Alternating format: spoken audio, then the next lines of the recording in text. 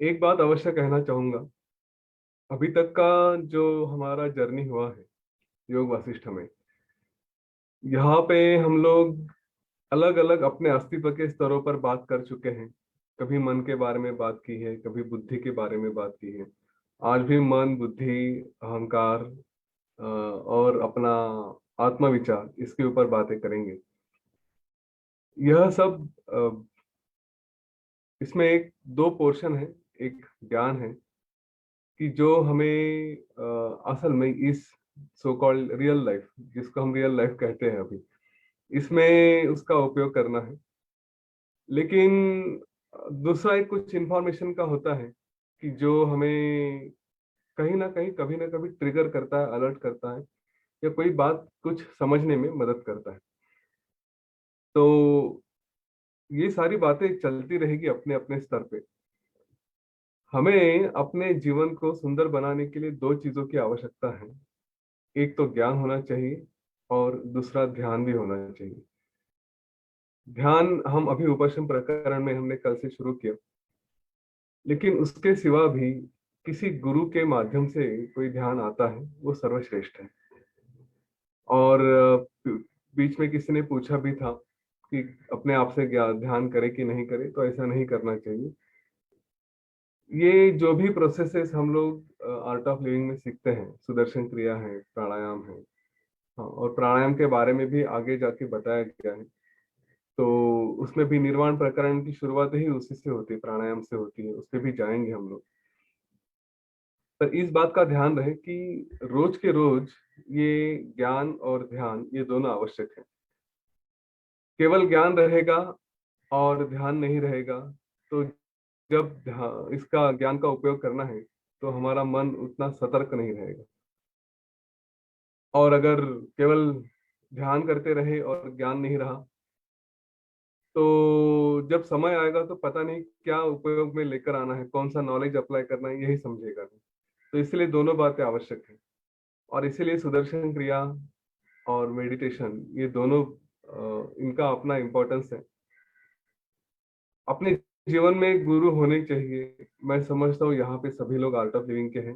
अगर नहीं है तो जो भी है, आपके जीवन में गुरु है कि नहीं, इतना देखें।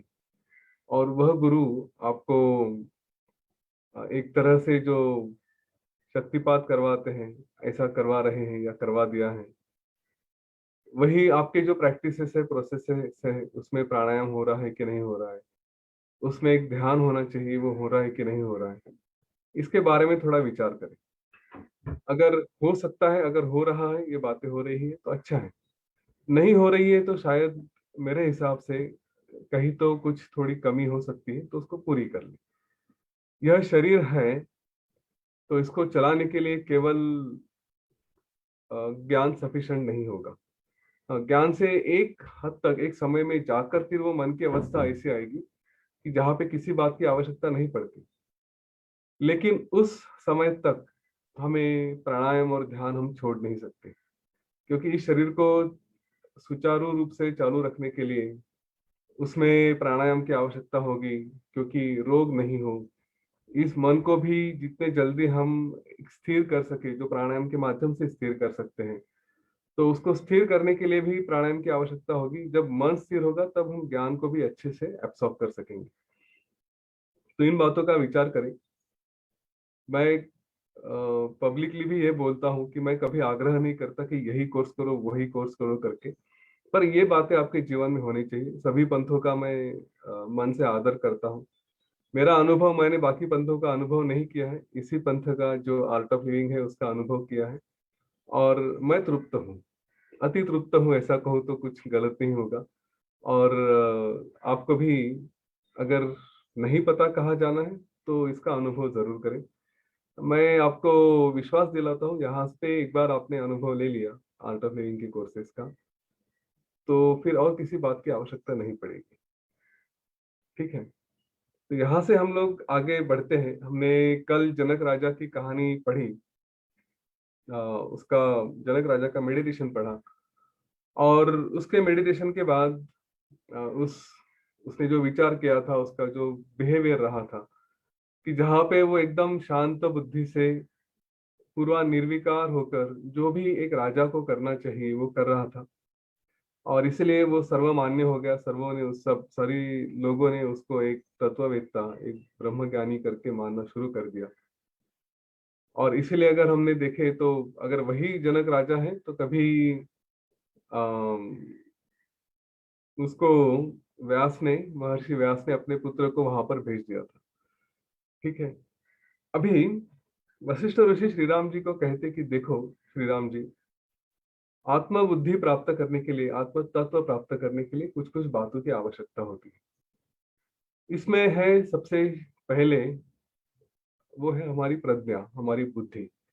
इस बुद्धि को अच्छा करना चाहिए, इस बुद्धि को शार्प करना चाहिए। और अगर ये होगा तो ही हम कुछ ज्ञान की प्राप्ति कर सकते हैं। ये कहते हैं कि अपनी बुद्धि विचारशील होना, ये सबसे बड़ी बात है, सबसे आवश्यक बात है। हमारे जीवन में गुरु वचन रहेंगे, हमारे जीवन में ज्ञान रहेगा, हमारे जीवन में हम विचार करेंगे, सत्संग करेंगे, विवेक आएगा, ये सारी बातें होती हैं। इन सारी बातों के साथ ये आवश्यक है कि ऐसा नहीं कि ये इनके सिवा हमारा काम बन सकता है करके। लेकिन इनमें भी कुछ विशेष अगर है तो जो संत है उनके साथ रहना, उनके दर्शन करना, जो महात्मा है उनके विचारों का दर्शन करना, उनके विचार सुनना, यह बातें कुछ अवश्य है। सत्संग यह बहुत आवश्यक है। अगर ये रहा तो फिर इससे हमारी बुद्धि को एक चालना मिलेगी कि जो आगे बढ़ सकती है, जो शार्प हो सकती है। एक छोटा सा टेक्निक बताया जा रहा है कि हमें अगर अपने जीवन में, हमारी कई लोग यह कहते हैं कि नहीं मेरी बुद्धि इतनी नहीं है, तो कैसे उसको इम्प्रूव किया जाए। तो एक छोटा सा टूल यहाँ पे दिया गया है कि अच्छे लोगों के साथ भी रहे ना तो अपने आप धीरे धीरे धीरे धीरे हमारी बुद्धि इम्प्रूव हो जाती है। ये हमने कई बार अनुभव भी किया होगा कि किसके साथ हम रह रहे हैं वैसे हमारी बुद्धि काम करना शुरू करती है। ये मेरा स्वयं का अनुभव रहा कि मैं जब किसी बिजनेसमैन के साथ रहा काफी समय तक, तो जिस तरह से विचार किया जाता है, जिस तरह से इंसान प्रैक्टिकली सोचता है, वो काफी इम्प्रूवमेंट हो गई। बहुत फर्क पड़ जाता है उससे। तो अगर आप मार्केटिंग वालों के साथ रहे तो आपके भी संस्कार अलग हो जाते हैं। तो कहीं ना कहीं यह सत्संग हमारे ऊपर बहुत करता है, हमारी बुद्धि को इम्प्रूव करने में काफी मदद कर देता है। और यही वो बुद्धि है कि जो हमारी सखी बन के हमें सतत मार्गदर्शन करती है, जो हमारी इम्प्रूव हो जाने के बाद हमको गाइड करती है कि हम इस परम पद की प्राप्ति कैसे करें, हम आत्म तत्व की तरफ कैसे जाएं। और इसीलिए प्रज्ञावर्धन, इसीलिए ये बुद्धि का इम्प्रूवमेंट करना ये आवश्यक है। और इसके लिए शास्त्र और सत्समागम या सत्संग, ये बातें आवश्यक हो जाती है। और इसके लिए यूं कहूंगा कि बड़े जोर शोर से प्रयत्न करने हैं, ऐसे ही आधे अधूरे प्रयत्न करके छोड़ नहीं देना है। यह बात तो इस संसार में तय है, हम देख भी चुके हैं कि जिसके पास अच्छी बुद्धि होती है उसके पास अगर साधन नहीं रहे, शायद यूं कहें कि टूल्स नहीं रहे, अच्छे लोग भी नहीं रहे, लेकिन उसकी बुद्धि बहुत शार्प है, तो बड़ी बड़ी बातें वो आसानी से कर जाएगा। और किसी के पास सब कुछ है लेकिन बुद्धि नहीं है, तो हमने यह भी देखा है कि सब कुछ होने के बाद भी केवल बुद्धि की कमी की वजह से, प्रज्ञा की कमी की वजह से सब कुछ होता हुआ भी वो नष्ट हो जाता है। इसका भी हम अनुभव हमने व्यवहार में लिया है, हम कई बार लोगों के पास देखते हैं। तो कहीं भी कोई भी संपत्ति, चाहे स्वर्गलोक की हो, पाताल लोक की हो, पृथ्वी की हो, वो संपत्ति अगर प्राप्त करनी है या प्राप्त हो सकती है तो केवल अच्छी प्रज्ञा की वजह से, अच्छी बुद्धि की वजह से। वरना ये बातें हमारे हाथ में आकर भी चली जाती हैं।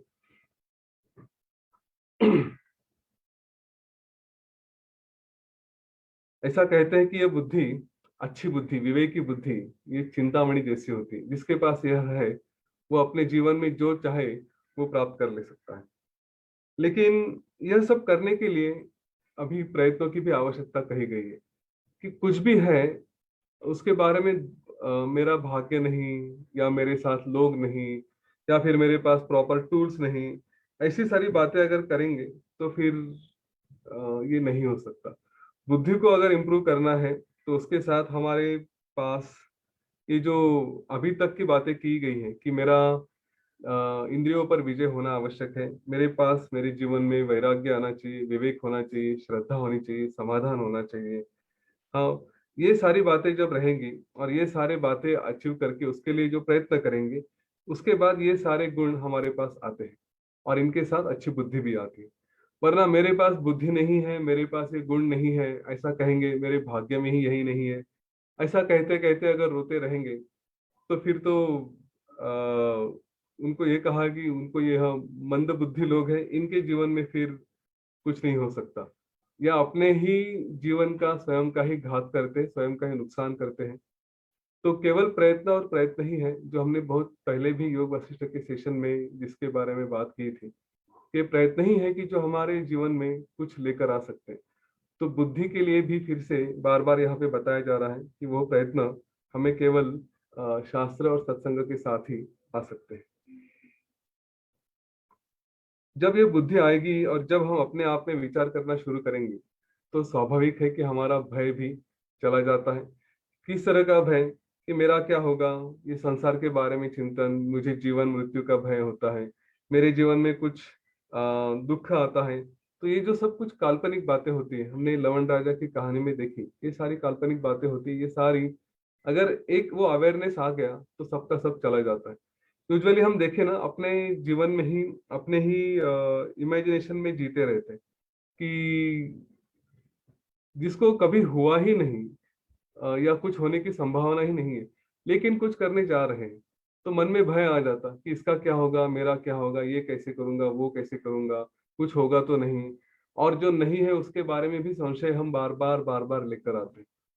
तो ये सारे संशय दूर करने के लिए हमें यह आत्मज्ञान आत्मज्ञान के राह पे चलने के लिए ये बुद्धि, और इस बुद्धि के साथ जो भी विचार और विवेक प्राप्त होता है, वो हमें इन बातों से बचा सकता है।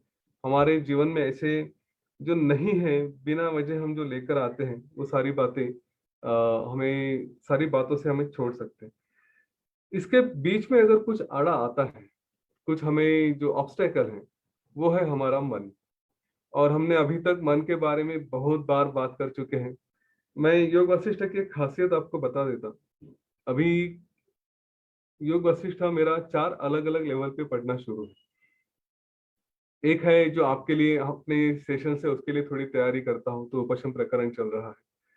घर में हम लोग रोज पढ़ते हैं, तो वहाँ पे निर्वाण प्रकरण चल रहा है। मैं पूरा योग वशिष्ठ की किताब है जो जिसमें संस्कृत का भी सारे श्लोक है, वो पढ़ रहा हूँ, तो वहाँ पे उत्पत्ति प्रकरण चल रहा है।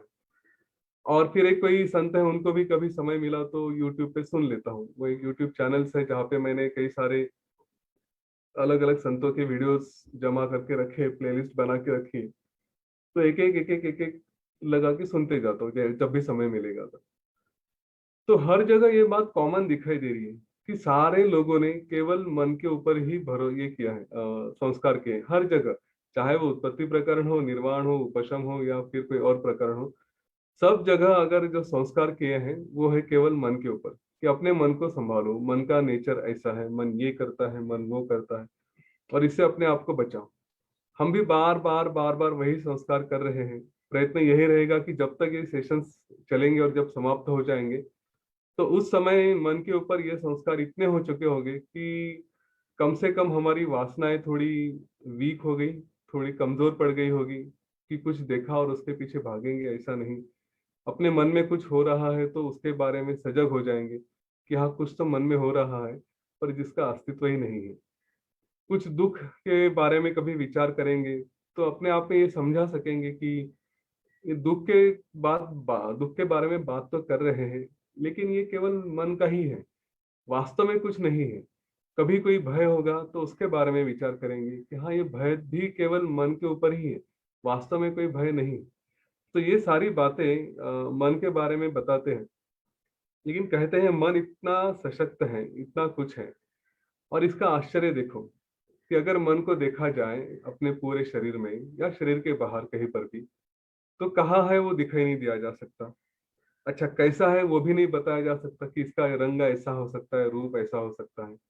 हमारे शरीर के बारे में, हमारे हृदय के बारे में, हमारे मेंदू के बारे में, ब्रेन के बारे में, मस्तिष्क के बारे में सब कुछ बताया जा सकता है कि ये ऐसा है, काट के निकालो दिखा दो, हाँ ये ऐसा है वो वैसा है, ये सारी बातें हो सकती है।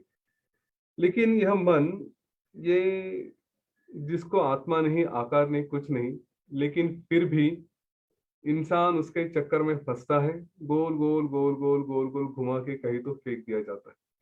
इतना स्ट्रॉन्ग, इतना विचित्र यह मन है। और यह केवल संकल्प के आधार पे हमें पता नहीं क्या क्या हमसे करवा लेता है, मन का ही संकल्प होता है। कितना बड़ा आश्चर्य है नहीं, कि जिसको हम देख नहीं सकते, जिसको समझ नहीं सकते, वही एक है कि जो हमारे जीवन में सब कुछ करवा देता है। थोड़ा इस बात पे विचार करें कि ये मन एक बार समझने का प्रयत्न करने लगे तो अपने आप को बताए कि यार मैं तो ये मन हूं नहीं, पर देखो क्या क्या करवा रहा है मुझसे। किसी के बारे में कुछ नेगेटिव विचार भी लेकर आता है तो मन ही है। वास्तव में जो होना है अच्छा, वो केवल मन की संकल्पनाओं की वजह से बिगड़ जाता है ना। क्योंकि हमारा ही जो एक्सप्रेशन है बाहर, जिस तरह से हम अपने आप को सादर करते हैं, तो हमारा मन ने हमारे अंदर कैसा विचार किया है उसी के ऊपर होता है। तो यहाँ पे ये कहते कि ये मन अगर आपको नष्ट करना है तो इसका उत्तर क्या है कि मन को केवल नष्ट किया जाए। कैसे नष्ट कर सकते हैं इसको नष्ट करने के लिए? तो इसके लिए कोई साधन की, पैसा, शस्त्र, इन सारी बातों की आवश्यकता नहीं। केवल एक अच्छी बुद्धि ही है जो इस मन को नष्ट कर सकती है। हमारे अस्तित्व के 7 स्तर हम जब देखते हैं, एक एक एक एक एक एक एक, एक नीचे जाके, हाँ, तो एक स्तर है जो दूसरे को सपोर्ट करता है, और दूसरा स्तर है जो ऊपर वालों को नष्ट करने की शक्ति रखता है। मतलब शरीर से अगर हम कुछ करेंगे तो व्यायाम वगैरह करके अपनी सांसों को फिर थोड़ा नियंत्रण में लेकर आने का प्रयत्न कर सकते हैं। तो शरीर है कि जो सांस के ऊपर नियंत्रण ला सकता है, और सांस के माध्यम से हम अपने मन के ऊपर नियंत्रण ला सकते हैं। और मन को फिर हम बोल सकते हैं कि बुद्धि के ऊपर थोड़ा काम करें। लेकिन जब उल्टा जर्नी शुरू किया जाए, जब देखा जाए सांसें अच्छी होने लगी, सांसें इंप्रूव होने लगी, तो शरीर सुदृढ़ हो जाता है। शरीर की हमारी तबीयत है, हमारे रोग है, वो ठीक होने में मदद होती है। मन अगर शांत रहा तो सांस भी शांत होना शुरू हो जाती है। ये एक दूसरे को कॉम्प्लीमेंट करते जाते हैं। बुद्धि अगर अच्छी रही, तीक्ष्ण रही, तो मन को बताएगी कि तुम्हारा अस्तित्व ही नहीं है। मन के, बुद्धि के बारे में और नीचे जाओ, तो ये जो एक एक जर्नी है ना, इसको अगर समझे, अपने आप में विचार करें, तो पता चलता है कि हमें किसी एक लेयर को नष्ट करने के लिए उसके निचले लेयर को अगर समझ जाए, तो उसको अगर जगाए, तो ऊपर के लेयर हमारे एक एक समाप्त होने में मदद होती है। तो वैसे ही है कि अगर बुद्धि का उपयोग किया जाए तो मन को भी हम नष्ट कर सकते हैं। और इसके लिए फिर से बुद्धि को हम जागरूक कैसे करें? तो सत्संग के साथ, शास्त्रों के साथ। ये सारे उपदेश वशिष्ठ ऋषि कहते हैं कि जिनकी थोड़ी इच्छा है, जिनके मन में थोड़ी प्रज्ञा है, थोड़ी ये एक विश्वास है कि ये जो बातें बताई जा रही है इसके ऊपर थोड़ा कार्य करें, ऐसे ही लोगों को यह उपदेश किया जा सकता है। जो मूर्ख है, जो इन बातों को समझते ही नहीं, जिनके पास बिल्कुल ही बुद्धि नहीं है, जो, या फिर जो जिनको बताया जाए लेकिन वो विश्वास रखने के लिए तैयार नहीं होते, है ना। हमने कई सारे लोग देखे हैं जो अपने आप को बहुत समझदार समझते हैं, और उनको फिर इस अध्यात्म में वगैरह कोई इंटरेस्ट नहीं होता, तो वो तो अपने जीवन में अपना अपना कार्य करते रहते हैं। लेकिन उनके लिए भी फिर यह बातें नहीं है। अब बुद्धि को अगर इम्प्रूव करना है और ये सारी बातें कही गई है, तो इसका एक ही उपाय होता है कि आत्म भावना, आत्म विचार करें कि मैं कौन हूँ, मैं क्या हूँ, ये सारी बातों पे विचार किया जाए। और ये कैसा करें? तो वशिष्ठ ऋषि कहते हैं कि पहले ये समझ ले कि मैं अपने जीवन में जो भी मुझे फेवरेबल है, अनफेवरेबल है, अनुकूल है, प्रतिकूल है, या फिर ये जो मैं विचार करता हूँ कि ये अच्छा है, ये बुरा है, ये सही है, ये गलत है, तो इन सारे विचारों को हमें छोड़ देना चाहिए। क्योंकि यही विचार है जो हमें बांध के रखते हैं। ये कई बार हमने देखा है, हमें कुछ करना होता है जीवन में, और हम कुछ करने जाते हैं तो पहले ऑब्स्टेकल्स आते हैं कि मुहूर्त अच्छा है क्या, या फिर मैं जो कर रहा हूँ सही है क्या, गलत है क्या, इसका फायदा क्या है, नुकसान क्या है। और ये सब करते करते इतना विचार हो जाता है कि जैसे हमने अपने आर्ट ऑफ लिविंग कोर्स में भी कहते हैं कि सोना है लेकिन बेड को ही तैयार करते करते पूरी रात निकल गई। हाँ, तो ऐसी ही बातें हैं कि हम जीवन में कुछ प्राप्त करने का प्रयत्न करते हैं और उसमें इतने सारे संकल्प विकल्प लेकर आते हैं कि जो करना है वो बाजू में ही रह जाता है। ये कभी गुरुदेव ने भी कहा है कि दो अच्छी बातों में चॉइस नहीं हो सकता, अच्छा और बुरे में ही चॉइस हो सकता है, लेकिन दो अच्छी बातों में से एक भी कोई भी पिकअप कर लो, कोई प्रॉब्लम नहीं आता। तो वशिष्ठ ऋषि भी यही कहते हैं कि एक बार ये सारे अनुकूल प्रतिकूल ये सारी बातें छोड़ दो और केवल शास्त्र के अनुसार अगर निर्णय लोगे तो फिर ना तुम्हारा चित्त रहेगा ना तुम्हारा बंधन रहेगा और तुम पूरी तरह से मुक्त हो जाओगे। ये किस तरह से किया जाए, आत्म स्वरूप को हम किस तरह से समझे, तो इसमें अपने आप को यह बताएं कि जब भी मैं एक्शन में हूं या नहीं हूं, शांति से बैठा हूं या कोई कार्य कर रहा हूं, तो यहाँ पे एक जो द्वैत भावना होती है कि मैं और जो क्रिएशन है, जो ब्रह्म है, ये हम अलग है, इस तरह की जो भावना है उसको छोड़ दो। एक बार ये भावना छोड़ दी तो हमने जैसे त्रिपुटियों के बारे में भी बात की थी कि कोई देखने वाला का ही केवल ध्यान रहेगा, देखने की प्रोसेस के बारे में कोई सजगता नहीं होगी क्योंकि प्रोसेस ही नहीं है। और अगर देखने की प्रोसेस ही नहीं है तो फिर कुछ दिखता भी नहीं है। या हम कई बार देखते हैं कोई दृश्य देखा तो हमें लगता है कि मैंने कुछ देखा और उसमें हम उलझ जाते हैं, उसमें फंस जाते हैं, उसमें अटैच हो जाते हैं। लेकिन यही बात है कि अगर हम हमारा पूरा ध्यान जो देखने वाला है, जिसको हम दृष्टा कहते हैं, अपने आप में रहा तो कुछ देखने का प्रोसेस भी नहीं होता, और कुछ देखने का प्रोसेस नहीं हुआ तो आगे कुछ दिखता भी नहीं। तो ये सारा फोकस अपने आप में अपने अंदर करना है। ये बहुत इंपॉर्टेंट बात बार बार बताई गई है कि अंदर में देखो, अंदर में देखो, क्योंकि हम बाहर देखने लगे ना तो हम फिर षड्रिपुओं में फंस जाते हैं, हम लोगों में उलझ जाते हैं, वस्तुओं में उलझ जाते हैं। और यहाँ पे कहते हैं कि ये सब अगर अवॉइड करना है, इनमें से फिर से निकल के जाना है, तो ये जो अहम का भाव है, देखिए एक एक सर वशिष्ठ ऋषि नीचे लेकर आ रहे हैं। बुद्धि के बारे में बात की, मन के बारे में बात की, ठीक है, अपने इंप्रेशंस के बारे में बताया, और फिर अभी बता रहे हैं कि अहम के बारे में। कहते कि यह जो अहम है इसको नष्ट करो। तुम्हारा अहम जो मैं ये कहता हूँ, इसको अगर तुमने नष्ट किया तो फिर नेचुरली तुम्हारा चित्त वो भी नष्ट हो जाएगा। ये 7 स्तर में से क्लियरली बताया कि अगर अहम नष्ट हो गया तो उसके ऊपर का लेयर भी, उसके ऊपर के सारे लेयर खत्म हो जाते हैं। योग वशिष्ठ में ये बातें ऐसी इतनी सुंदरता से बताई गई हैं। और जब भी हम लोग ये सिखाते हैं अपना हैप्पीनेस प्रोग्राम, तो कभी डीप में जब जाकर कभी ऐसा चांस मिलता है तो इसके ऊपर बातें ये होती है कि एक एक स्तर को अगर नष्ट करते जाना है ना तो उसके नीचे का स्तर नष्ट करें। हाँ, तो अपने आप ऊपर के स्तर नष्ट हो जाते हैं। तो यहाँ पे अगर हम अहम की बात करें, सबसे इम्पोर्टेंट सबसे निचला स्तर है अहम का, अपने अहंकार का। उसको अगर नष्ट किया जाए तो बाकी सारे स्तर अपने आप नष्ट हो जाते हैं, उसके बारे में हमें अवेयरनेस भी नहीं रहता।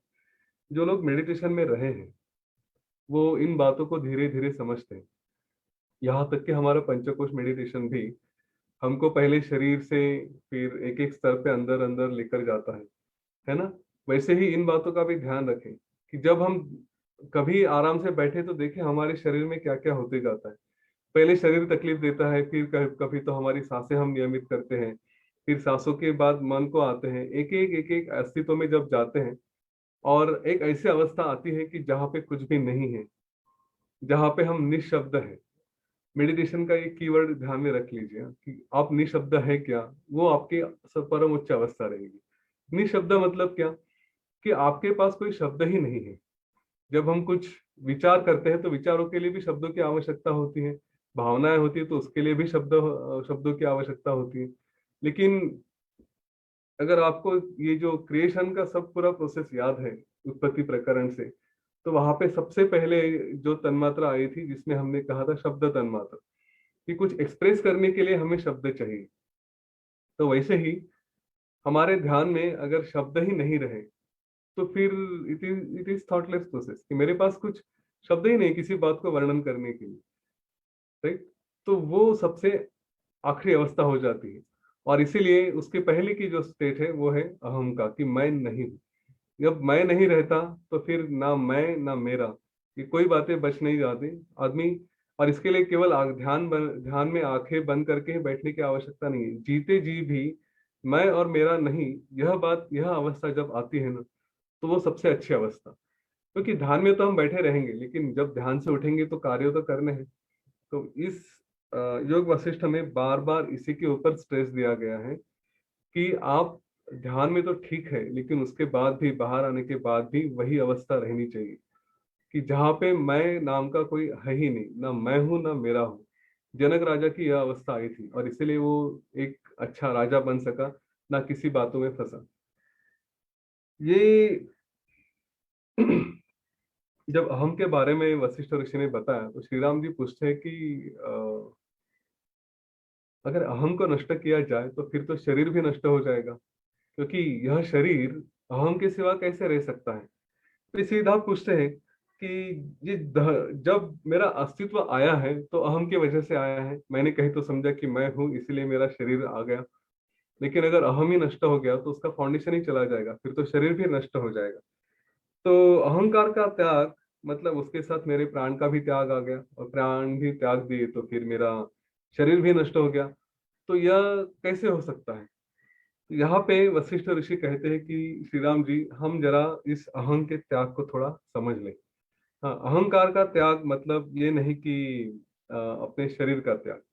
तो इसको जो अहम वासना है या अहम विचार है, अहम बुद्धि है, इसको हम छोड़ते हैं। मतलब क्या करते हैं देखें, तो कहते हैं कि दो तरह के अहम वासना त्याग होते हैं। इसको ना अहम की वासना, अहम मतलब पूरा अहंकार नहीं, अहम की जो वासना होती है उसका त्याग। तो उसके दो तरह, दो पद्धति बताई गई है।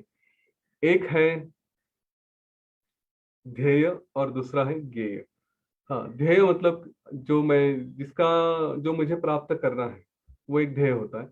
ज्ञेय मतलब जिसको जानना है। तो ध्येय का अर्थ क्या होता है, हमारे जीवन में कौन से ध्येय होते हैं। हम रात दिन जो भी अपने कार्य करते हैं तो हम देखते हैं कि मुझे ये चाहिए, मुझे वो चाहिए, ये मेरा है, वो मेरा नहीं है। हाँ, इन सारी बातों के इनडायरेक्टली कहीं ना कहीं हमने अपना ध्येय बना के रखा है। हम कहते हैं कि जैसे मेरा घर है उसकी वजह से मैं जी रहा हूँ, मेरा परिवार है उसकी वजह से जी रहा हूँ। इसमें हर बात में कहीं तो कहीं वो मैं हूँ। और हमने ये भी देखा है कि हमारा जब कुछ नुकसान होता है, ये हमने देखा है, गाड़ी को अगर कोई खरोच पड़ जाती है तो ऐसा लगता है कि जैसे मुझे ही कुछ हुआ है ना। इतना हम, इसीलिए तो हम गुस्सा होते हैं, इसीलिए तो हम दुखी हो जाते हैं। घर में किसी का लॉस हो गया, कुछ हो गया, किसी को थोड़ा चोट आ गई, तो हमें लगता है कि अरे ये मुझे हो गया। तो ये जो हम अपने आप को मैं कहते हैं, और हमारा मैं हम बाकी लोगों से अटैच कर लगते हैं, बाकी जैसे देश काल, हाँ मतलब समय के हिसाब से अटैच करते हैं, व्यक्ति से अटैच करते हैं, परिस्थिति से अटैच करते हैं। तो ये जो सारी बातें हम, जिसको हमारा उद्देश्य है कि ये है इसलिए मैं हूँ, ये जो हमारा उद्देश्य हो जाता है, ये जो ध्येय है, उस ध्येय को नष्ट करें, ऐसा वशिष्ठ ऋषि कहते हैं। वे कहते हैं कि एक बार मैं यह समझ लूं, या हम लोग ये समझ ले कि जिनके साथ हम अटैच हो रहे हैं, जिन वस्तुओं के साथ या व्यक्तियों के साथ हम अटैच हो रहे हैं, वे कभी ना कभी नष्ट होने ही वाले हैं। वो तो हमेशा रहेंगे नहीं। और फिर जो नष्ट होने वाला है उसमें फिर किस बात की अटैचमेंट, उसको क्यों मैं अपने आप को समझूं। क्योंकि मैं अगर इनफाइनाइट हूँ, मैं अगर अनंत हूँ, अनादि हूँ, तो फिर ये जो छोटे छोटे बातें जो टेम्पररी क्रिएट हुई है, इनमें मैं अपने आप को क्या अटैच करूँ। थोड़ा इसके ऊपर और विचार करें। हमारे रिश्ते जो होते हैं, ये कब निर्माण हुए। हमारे पैदा होते ही सारे रिश्ते निर्माण नहीं हुए। जब पैदा हुए तो हमारे माता पिता हमारे साथ थे, फिर हमारे बाद अगर कोई भाई बहन पैदा हुए तो फिर उसके बाद उनसे रिश्ता निर्माण हुआ। लेकिन हमारे जन्म से पहले ही हमारा अस्तित्व था, और हमारे मृत्यु के बाद भी अस्तित्व होने वाला है। जैसे जैसे हम जीवन बढ़ाते गए, हमारे मित्र बनते गए। तो फिर हम कहीं स्कूल में गए तो मित्र बने, सोसाइटी में इधर उधर गए तो मित्र बने। तो ये सारे जो नाते हैं, ये बाद में हमारे अस्तित्व के बाद आना शुरू हुए। हमारे हमने घर लिया, हमने गाड़ी ली, तो पहले कोई गाड़ी नहीं थी। रास्ते से कोई गाड़ी जा रही, उसको कुछ खरोच लगी, कुछ हुआ तो हमें दुख नहीं होता था। पर वही गाड़ी जब मैंने खरीद ली और उसको कुछ हुआ तो फिर हमें दुख होने लगा। तो मेरा अस्तित्व और उस गाड़ी का अस्तित्व, मेरा अस्तित्व पहले से था, गाड़ी का अस्तित्व टेम्पररी आया, उसको कुछ हुआ और फिर हमने उस क्षण में काफी दुख किया। ये बात ध्यान में रखिए, 2 दिनों के बाद वो स्क्रैचेस या उस गाड़ी पे कुछ हुआ है हमें दुख नहीं देते। 2 दिनों के बाद हमारे घर में किसी को कुछ हुआ है, वो भी दुख नहीं देता। 2 दिनों के बाद हमारी कोई वस्तु का लॉस हो गया या कुछ प्राप्त हो गया, तो उसको भी हमें दुख भी नहीं होता, आनंद भी नहीं होता। कुछ आज मिल गया, चॉकलेट मिल गया, बहुत खुशी होगी, लेकिन कुछ समय के बाद उसकी कोई खुशी नहीं रहती, वो खुशी चली गई। इस बात को अगर ध्यान में रखें कि जिन जिन वस्तुओं में जो मुझे, जिसको इसलिए ध्येय कहा है, ध्येय मतलब क्या, जिसकी प्राप्ति, किसकी प्राप्ति करनी है, तो हम जो अपने सुख की प्राप्ति के लिए इन सारी बातों में अपने आप को पकड़ के रखते हैं, ये जो हमारा ध्येय है, यही अगर समझ में आ गया कि ये तो सब टेम्पररी है, ये डेफिनेटली आने वाला है और जाने वाला है, लेकिन मैं परमानेंट हूँ, मेरे अस्तित्व के बाद ही आए, मेरी शादी होने के बाद ही पत्नी हुई, मेरे बच्चे होने के बाद ही मैं बाप बना, ये सारे जो मेरे अलग अलग अलग अलग रोल्स आते गए हैं, ये सब कुछ जो हो रहा है, ये केवल एक, ये जो ध्येय है इसको अगर छोड़ दिया तो, क्योंकि मैं अपने आप को क्या समझ रहा हूँ, मैं समझ रहा हूँ मैं इसका ये हूँ, ये मेरा है, वो मेरा है, और इसीलिए हम अहम में जाके वो मैं लेकर आके अपने आप को फंसाते हैं। लेकिन जब ये सारी बातें छोड़ सकता हूँ, ये सारी जो ध्येय है इसको अगर छोड़ दिया, तो फिर क्या बचता है? थोड़ा विचार करें कि मेरे जीवन में अगर कुछ भी नहीं रहा, जो है वो केवल एक इवेंट है या कुछ कभी घटना हुई है इसलिए है, वरना कुछ भी नहीं है, तो फिर क्या बच जाता है? तो कुछ नहीं बचता। और यही है ध्येय का त्याग, ध्येय वासना का त्याग, मतलब ये कि जो प्राप्त करना चाहते हैं या जिसको हम प्राप्त कर चुके हैं ऐसा समझते हैं, उसको छोड़ दे। दूसरा है ज्ञेय। हाँ, जिसको जानना है, क्या जानना है इस जीवन में हमें, जो भी जानेंगे, हम जिसको भी जानने की कोशिश करते हैं, वो अगर मुझे पता चल गया कि सब कुछ मैं ही हूँ, जिसको हम एक रस ब्रह्म कहते हैं, इट इज होमोजीनियस। अगर इंग्लिश किताब में देखा जाए तो इसका वर्ड है सब कुछ, इट इज ऑल होमोजीनियस, सब कुछ एक ही है, यहाँ पे कुछ अलग है ही नहीं। अगर सब कुछ एक ही है, तो फिर जिसको मैं देख रहा हूँ, जिस वस्तु को देख रहा हूँ, जिस बात को समझ रहा हूँ, वो सब मुझ में ही है। तो यहाँ पे जानने लायक भी कुछ नहीं है। मैं बैठे बैठे किसको समझूं, किसको जानूं, कुछ नहीं है। जो कुछ भी है केवल मैं ही मैं हूँ। अगर ऐसा भी है तो फिर कहीं पे मैं भी नहीं होता। मैं कब होता हूँ? जब कोई दूसरा है। ये थोड़ा लॉजिकल है बात, लेकिन इसको समझे। जब मैं कहता हूँ कि मैं हूँ, तो इसका मतलब कोई दूसरा भी है। लेकिन जब कोई दूसरा है ही नहीं, तो फिर वो मैं का भी कोई इंपॉर्टेंस नहीं बचता, राइट? क्लियरली सब कुछ एक ही हो जाता है। तो जिसमें ना मैं हूं ना दूसरा है, ऐसा में कोई मैं का संबंध नहीं होता। दो बातों के लिए एक बात होना आवश्यक है। अगर सभी एक ही बात है तो एक बात भी नहीं रहती, किसको हम कहेंगे है करके। तो यह बात जब हमारे मन में आ जाती है कि सब कुछ एक ही है, सब कुछ एक रस ही है, तो फिर किसको जानना है? तो फिर वहां पे मैं भी नहीं रहता। इस विचार से हमारा जो अहम है उसका त्याग हो सकता है कि मैं नाम की कोई कंसेप्ट ही नहीं। हम जब भी बातें करते हैं, हमारे शांति से भी बैठे हैं, तो भी मेरा क्या होगा, मैं ये जो विचार आता है उसका त्याग, मतलब अहम वासना का त्याग। और यहीं पे वशिष्ठ ऋषि कहते हैं कि जिनका यह त्याग हो चुका है, वो दो तरह के लोग हैं, एक है जीवन मुक्त और दूसरे हैं विदेह मुक्त। जीवन मुक्त लोग ये अपने जीवन में सारा व्यवहार करेंगे, और उन्होंने स्ट्रेस इस बात पे दिया है कि जीवन मुक्त बनो। विदेह मुक्त तो बात अलग है, पर जीवन मुक्त मतलब कि जीते जी कार्य करते हुए हर बात में जहाँ पे भी आप एक्टिव हैं, वहां पे इस बात का ध्यान रहे कि ना मैं हूं ना मेरा है, कुछ नहीं है। वो लोग जीवन मुक्त हैं। फिर उनका कार्य कैसा होता है, उनके लक्षण कैसे होते हैं, वो हमने पहले भी देखे हैं, 2 बार देख चुके, 2-3 बार देख चुके, अभी भी वही बता रहे हैं कि जो केवल शांत है, मौन रूप से है, अपना कार्य कर रहे हैं। कार्य करते हुए भी हमने कल ही शायद ये बात की थी कि ना मैं करता हूँ ना मैं अकर्ता हूँ। मुझे कुछ करना भी नहीं है, कुछ छोड़ना भी नहीं है। बस हो रहा है, हो रहा है, करेंगे। ऑफ कोर्स करेंगे तो सुपरस्टार जैसे करेंगे, साधारण बातें नहीं करेंगे, क्योंकि उनको कोई लिमिट ही नहीं है। तो इस तरह से वो अपना जीवन आगे लेकर जाते हैं, और यहाँ पे इसलिए जीवन मुक्त इनका इंपॉर्टेंस ज्यादा है। विदेह मुक्त वो लोग होते हैं कि जो एक तरह से शरीर को भी छोड़ चुके हैं।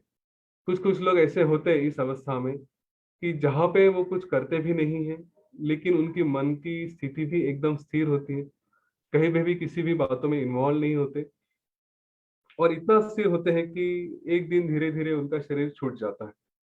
तो चाहे उनका शरीर छूटा है या नहीं छूटा है, पर जो कुछ कार्य कर ही नहीं रहे, शांति से है, उन्हें फिर विदेह मुक्त कहा जाता है। यूजुअली विदेह मुक्त की बातें शरीर छोड़ने के बाद ही, क्योंकि विदेह जिनका देह नहीं ऐसा कहा जाता है, पर जिनका देह है लेकिन कुछ कर भी नहीं रहे हैं, वो बस एकदम शांति से बैठे जैसी साधना में है या ध्यान में है, तो उनको भी विदेह मुक्त यह रूप दिया गया है। ये हमने अभी जैसे कहा कि कुछ मैं देख रहा हूँ वो सत्य है, यह कल्पना ही हमें बांध के रखती है, यहीं पे हमारा अहम आ जाता है। और इसीलिए अहम को अगर छोड़ना है तो इस अहंकार को छोड़ने के 4 मार्ग बताए गए हैं। अपने आप के बारे में 4 तरह के अहम कहे हैं, उसको हम समझेंगे, और फिर उनमें से कौन सा अहम अच्छा है कौन सा नहीं है उसके बारे में भी फिर देख लेते हैं। इन शॉर्ट, हम जब अपने आप के बारे में बातें करते हैं कि मैं हूँ, तो कौन हूँ अपना अगर ये पूछे हम, हमारे जो 6 दिन का आर्ट ऑफ लिविंग का प्रोग्राम होता है, हाँ, तो उसमें एक प्रोसेस है हु आर यू का, है ना, तुम कौन हो, अपने आप को बताओ। वही प्रश्न बार बार बार बार पूछा जाता है। मेरे ख्याल से एडवांस कोर्स में भी ये आता है इसका रिवीजन, कि कौन हो कौन हो कौन हो, ये प्रश्न, लेकिन ये सामने जब होते हैं तब है। तो यहाँ पे अपने आप को पूछे कि मैं कौन हूँ, तो एक अस्तित्व है कि मैंने मेरे माता पिता से जन्म लिया है और मैं ये शरीर हूँ, इस तरह की एक भावना हमारी होती है। तो यह शरीर जो सचमुच नहीं है या झूठा है, इसको हम अपने आप को समझते कि मैं मतलब शरीर हूँ। नेचुरली यह भावना सबसे क्या कहेंगे, सबसे छोटी भावना होती है, सबसे हीन भावना होती है, कि इसका कोई विचार नहीं किया जाना चाहिए, इसका त्याग होना चाहिए। क्योंकि मैं रहूंगा शरीर तो समाप्त हो जाएगा, तो फिर ये मैं नहीं हो सकता। ये पहली भावना है कि मैं कौन हूं, तो मैं शरीर हूँ मेरे माता पिता द्वारा। दूसरा है कि मैं कुछ तो हूँ। हाँ, अभी ये जब कोई गुरु किसी शिष्य को ऊपर उपदेश करते हैं, तो कहते हैं कि तत्वमसि। हाँ, और हम जैसे कोई श्लोक कहते हैं, अथर्वशीर्ष में भी ये आता है, हम इनको गणेश जी को कहते हैं कि तत्वमसि। तो तत्त्वम असि, यह वाक्य है वो। तत्वमसि का मतलब क्या है? तत्त्वम असि। त्वम मतलब आप, त्वम असि आप हो। कौन हो? तत्। तत् मतलब क्या? वही जो चिद्रूप है, जो इसको हम कॉन्शियसनेस कहेंगे, जिसको चैतन्य कहेंगे, जिसको ब्रह्म कहेंगे। तो गुरु शिष्य को बताते हैं कि तत्त्वमसि, तुम वो हो। बस उसको ये बता दिया, तो वो ये सोचना शुरू करता है कि मैं कौन हूँ, कुछ तो हूँ। कौन हूँ इसका विचार करना शुरू करेगा, मैं कुछ तो हूँ, ये एटलीस्ट उसकी इनिशिएशन हो जाता है कि विचार करो मैं कुछ तो हूँ। तो मैं कुछ तो हूँ, ये दूसरी भावना होगी, ये भी शुद्ध वासना होती है। तीसरी वासना होती है कि मैं सब कुछ हूँ। जो कुछ भी मैं देख रहा हूँ, जो कुछ भी इस जीवन में है, जो कुछ भी इस क्रिएशन में है, वो सब मैं ही मैं हूँ, मेरे से और कुछ नहीं होता। ठीक है। तो प्राणी में, चर अचर में, सब में, भगवान में रहे चाहे गुरु में रहे, सब कुछ हर जगह मैं ही मैं हूँ, और मेरा ही अस्तित्व मैं सब तरफ देख रहा हूँ। ये हमारी तीसरी अहम की भावना होती है, मैं की भावना। पहली मैं शरीर हूँ, दूसरा मैं कुछ तो हूँ, तीसरा मैं सब कुछ हूँ, और चौथी भावना होती है कि मैं कुछ नहीं हूँ। ये जो भी मैं आसमान देख रहा हूँ, आकाश देख रहा हूँ, ये जो कुछ भी देख रहा हूँ, इनके अंदर अंदर अंदर अंदर चले जाए तो केवल शून्य ही दिखाई देता है। और जब कुछ सब शून्य ही है, तो फिर मेरा भी अस्तित्व कुछ नहीं है। तो इनमें मैं भी केवल शून्य रूप से ही हूँ, यही एक हमारी चौथी भावना होती है। ठीक है। 4 भावनाओं को समझे। पहला है शरीर हूँ, दूसरा हूँ कुछ तो हूँ, तीसरा हूँ मैं सब कुछ हूँ, चौथा मैं मतलब कुछ भी नहीं, एवरीथिंग इज जीरो। अभी ये भावनाएं में से पहली भावना त्याग करनी चाहिए। 3 भावनाएं हमें कभी भी काम दे सकती है। सर्वश्रेष्ठ भावना वशिष्ठ ऋषि ने कही है कि तीसरी भावना है जिसमें हम ये समझते हैं कि मैं सब कुछ हूँ। और यहाँ पे वो श्री राम जी को कहते हैं कि मैं ही सब कुछ हूँ, मैं ही सब पूरे विश्व में भर के रहा हूँ, यही निश्चय मुझे अत्यंत प्रिय है। ऊपर नीचे जहां भी देख रहा हूँ सब कुछ मैं ही मैं हूँ। वो एक हिंदी मूवी का कोई तो गाना था, मुझको देखोगे जहां तक मुझको पाओगे वहां तक, इस जमी से आसमां तक रास्तों से कारवां तक, मैं ही मैं हूँ, मैं ही मैं हूँ। ये गाना था, कभी अगर सुनने को मिलेगा तो देखिए, बहुत पुराना गाना है। तो इसलिए बताते हैं कि श्री राम जी ये जो भगवान को जो नाम दिए गए हैं, शिव है, ईशान है, ईश्वर है, हाँ ये भी सारे इसी का ही रूप है। बस सब जगह मैं हूँ, ये अगर हमारी भावना रही तो हम किसी को अटैच नहीं होंगे। ये सर्वश्रेष्ठ भावना है कि जो कुछ देख रहे हैं उसके लिए ना घृणा रहेगी, ना प्रेम रहेगा, ना कोई विषय रहेगा हमारे जीवन में, हम निर्विषय रहेंगे। क्योंकि किसी को अटैच होने का कोई संबंध नहीं होता, कोई है ही नहीं। विकार भी नहीं होंगे। विकार तब आते हैं जब हम किसी को अपना अपने से अलग समझते हैं। और अपने से अलग ना समझना, यही एक, क्या कहते हैं उसको, अहम को टोटली एलिमिनेट करना होता है, कि मेरा अहंकार पूरा चला जाएगा। मेरे जीवन में जो भी देख रहा हूँ उनका केवल भान रहे कि इसके ये गुण धर्म है, उसके वो गुण धर्म है, जो भी रहते हैं। आग है तो गर्म है, बर्फ है तो ठंडा है, तो उनके गुणधर्म रहेंगे। लेकिन उनको एक केवल अवेयरनेस के साथ देखें, फिर अपने जो कार्य करने हैं वो करेंगे। आगे जाके एक बहुत सुंदर सुरघु की और एक ऋषि की उनकी कहानी आती है, कि जहाँ पे ये बात बार बार कही गई है, जनक राजा के साथ भी है, कि मैं अपने रोल को निभाऊंगा पूरी तरह से। अगर मैं एक पिता हूँ, बच्चों को डांटना है तो जरूर डांटूंगा, मुझे अपने कार्य करने हैं तो जरूर करूंगा। अगर मैं पुलिस हूँ, मुझे किसी को डंडे मारने हैं तो जरूर मारूंगा, मुझे किसी को पनिशमेंट देनी है तो जरूर दूंगा। जो भी करना है वो कार्य अवश्य करूंगा, लेकिन उसके साथ केवल ये करने के लिए है इसलिए, शरीर के ऊपर से, एक्शन के ऊपर से काम हो गए, अंदर की तरफ से मेरा विचार एक ही रहेगा। क्या रहेगा कि ये मेरा ही है, इसके बारे में केवल कंपैशन है। अपने मन को कलुषित नहीं करेंगे। हमने अभी तक आर्ट ऑफ लिविंग की जो भी 5 पॉइंट्स लिए हैं, opposite values are complementary, accept the people and situation, football, don't find intentions, live in present moment, ये सारे पॉइंट्स, ये सारा ज्ञान योग वशिष्ठ से जो भी आ रहा है, ये हमको एक ही बात बार बार बता रहा है, अपने मन को संभालो, इसको प्यूरिफाई करो, इसमें कुछ दोष मत लेकर आओ। अगर आप चाहे मानते हो कि नहीं मानते हो, अगला जीवन आने वाला है कि नहीं आने वाला है, हाँ पिछले जन्म के कर्म भुगतने हैं कि नहीं भुगतने, कुछ भी है, लेकिन सो कॉल्ड रियलिटी अगर देखी जाए, हम जिसको रियलिटी मानते हैं, आम आदमी जिसको रियलिटी मानता है, उसके बारे में अगर विचार किया जाए तो ये तो तय है कि हमें यह जीवन आनंद रूप से जीना है। ठीक है। और अगर आनंद रूप से जीना है तो जिस बात को, जिस घटना को हम कभी दुख से देख सकते हैं, अगर यह ज्ञान हमें ये सिखा देता है कि उस घटना को भी आनंद रूप से ही देखें। अगर कोई बीमार पड़ गया और उसने बीमारी को भी आनंद रूप से ही देखा, तो एंड रिजल्ट, सम टोटल जो कहेंगे कि वो खुशी में रहे। हमें तो खुशी में ही होना है। तो जो भी है उसको भी अगर खुशी से देखने की एबिलिटी आ जाती है, जो इस ज्ञान से ही प्राप्त होती है, तो बाहर के देखने वालों से और हमारे लिए तो हमारा पूरा जीवन आनंद में गया। पहली बात।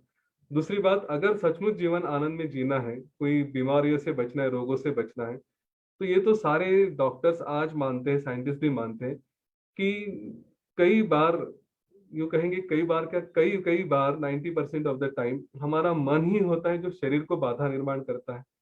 अगर हमारा मन सशक्त रहा तो शरीर भी सशक्त रह सकता है। अच्छे शरीर में अच्छा मन रहना मुश्किल है, मतलब जरूरी नहीं कि रहे करके, लेकिन अच्छा मन है तो अच्छा मन जरूर अच्छा शरीर दे सकता है। अब ये बात अगर रही कि मेरा मन अच्छा है तो मेरा शरीर भी अच्छा होगा, तो ये सारा ज्ञान, ये सारे संस्कार हमारे शरीर को अच्छा रख सकेंगे। जब शरीर अच्छा रहा तो एंजॉय नेचुरली ज्यादा कर सकेंगे, खाने पीने का फ्रीडम रहेगा, घूमने फिरने का फ्रीडम रहेगा, राइट। जो भी करना है उसका फ्रीडम तो रहेगा ही। तो इवन मटेरियल एंजॉयमेंट भी अगर करनी है, विषयों के साथ भी एंजॉयमेंट करनी है, तो भी हमारे मन को सशक्त रखना आवश्यक है।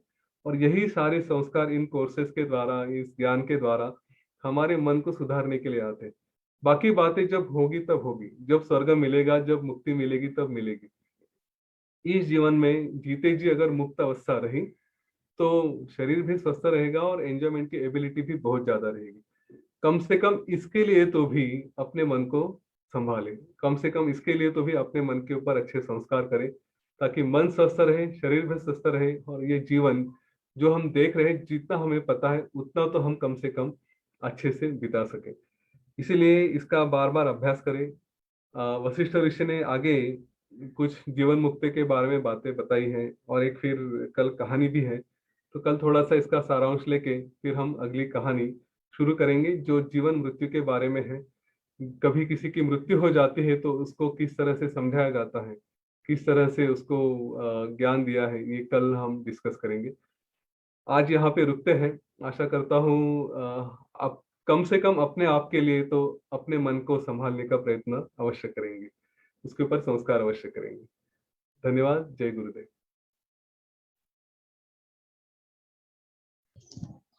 जय